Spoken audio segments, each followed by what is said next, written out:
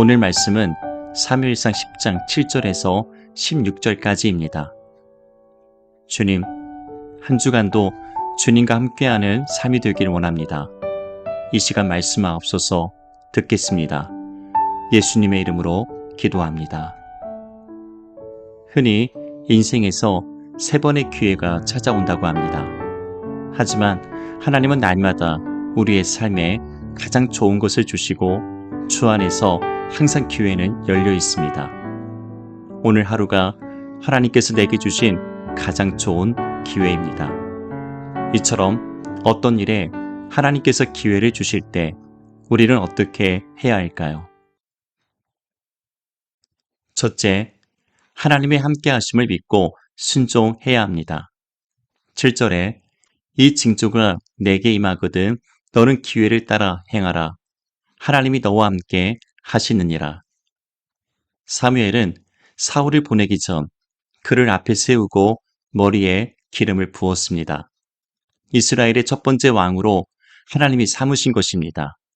또한 이 일이 반드시 이루어질 것을 암시하는 3가지 징조에 관해 사울에게 예언했습니다.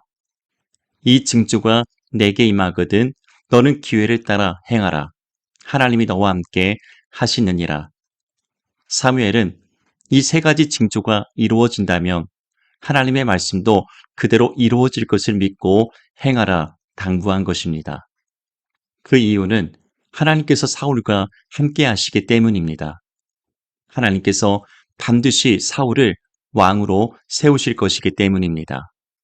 그래서 사울은 하나님께서 함께 하심을 믿고 말씀대로만 행하면 됩니다. 하나님께서 주시는 기회를 따라 믿음으로 순종하기만 하면 됩니다. 하나님은 날마다 우리에게 가장 좋은 기회를 주십니다. 첫째, 말씀을 들을 기회를 주십니다. 날마다 하나님의 말씀을 들을 기회가 있다는 것은 은혜입니다. 또한 그 말씀을 내게 주신 말씀으로 받는 것은 참으로 복된 일입니다. 더 나아가 그 말씀의 기회를 따라서 믿음으로 순종하며 행하는 것은 하나님의 기적을 보게 합니다. 둘째, 하나님께서 기도할 기회를 주십니다.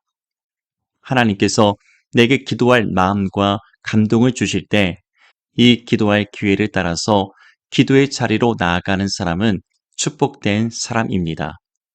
기도할 기회를 따라 함께 기도하는 것은 하나님의 역사에 참여하는 것입니다.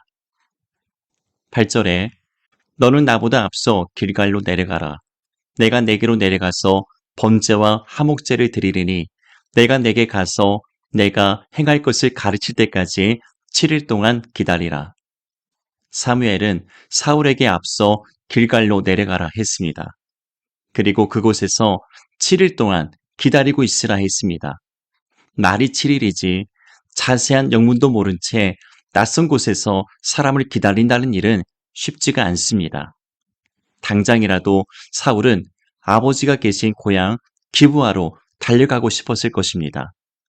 그러나 사울은 사무엘의 말대로 순종하여 길갈에서 사무엘을 7일간 기다렸습니다. 이 또한 기회를 따라 믿음으로 행하는 일입니다. 내게 무엇인가 말씀하실 때 그 말씀을 축복의 기회로 삼아서 나의 것으로 받아 순종하는 사람이 축복된 사람이 됩니다. 9절에 그가 사무엘에게 떠나려고 몸을 돌이킬 때 하나님이 새 마음을 주셨고 그날 그 징조도 다 응하니라. 사울이 사무엘의 말을 다 듣고서 자리에서 떠나기 위해서 몸을 돌이켰습니다. 그런데 사울의 마음은 여전히 의심으로 가득했습니다. 하나님께서 이스라엘의 왕으로 삼으셨다는 사무엘의 말이 도무지 믿기지 않았습니다.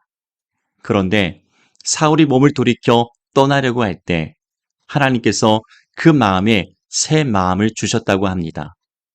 여기서 새 마음이란 말씀에 순종하고자 하는 부드러운 마음을 가리킵니다. 즉, 사울이 순종하고 싶어서 순종한 것이 아니라 하나님께서 믿고 순종하도록 그의 마음을 강권적으로 만져주셨음을 의미합니다. 즉, 하나님의 영에 사울의 마음이 감동된 것입니다. 우리가 말씀을 듣지 못하고 말씀이 들리지 않는 이유는 우리의 마음이 강팍하고 완악해서 그렇다고 말씀합니다. 그런데 말씀을 듣게 하시고 순종하게 하시려고 우리의 마음을 강권적으로 부드럽게 만져주실 때가 있습니다. 처음부터 순종할 마음은 없었는데 어느 순간 순종하려는 마음으로 바뀌어 있다면 그것은 하나님께서 내 마음을 만지시고 새롭게 바꾸어 주셨기 때문입니다. 그날 그 징조가 다 응하니라. 사울의 마음이 새 마음으로 바뀌자 사무엘의 예언이 그대로 다 이루어졌습니다.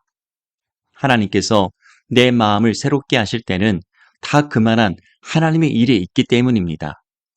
그 일을 이루시기 위해서 나를 쓰시고자 택하신 것입니다.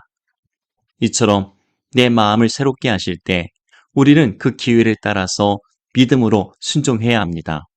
이것이 축복입니다.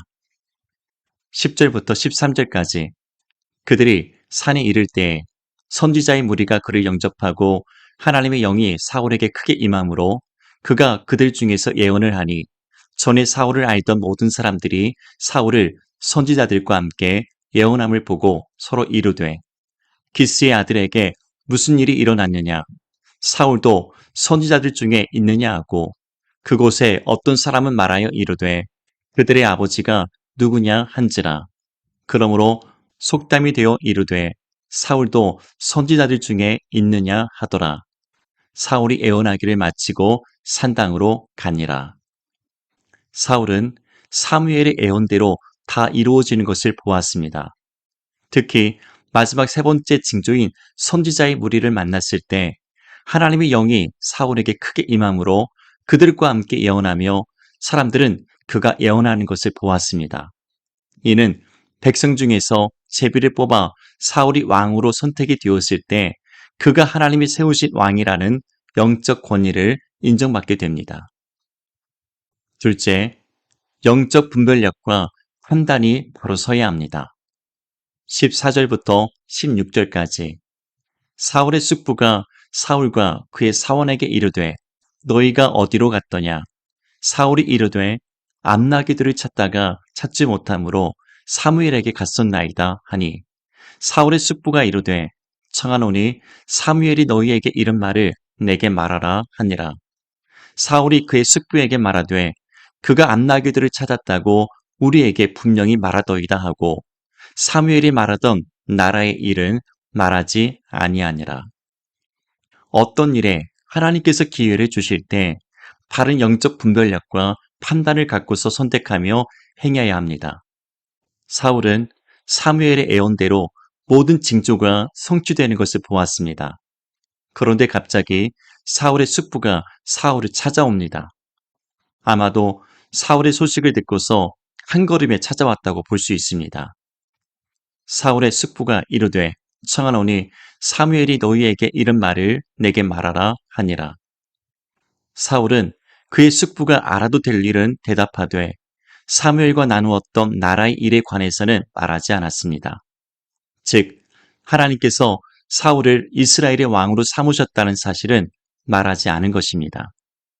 만일 사울에게 여호와의 영이 임하지 않았다면 하나님께서 그에게 새 마음을 주시지 않았다면 그는 이 모든 사실을 다 털어놓고 말았을 것입니다. 지금까지 이루어진 일에 그의 마음에 확신과 믿음이 없었다면 그는 주저없이 다 말하고 말았을 것입니다. 하나님께서 주신 기회를 따라서 주의 일을 행할 때 영적 분별력과 판단이 바르게 서야 합니다. 즉, 해야 될 일과 하지 말아야 될 일을 분별해야 합니다.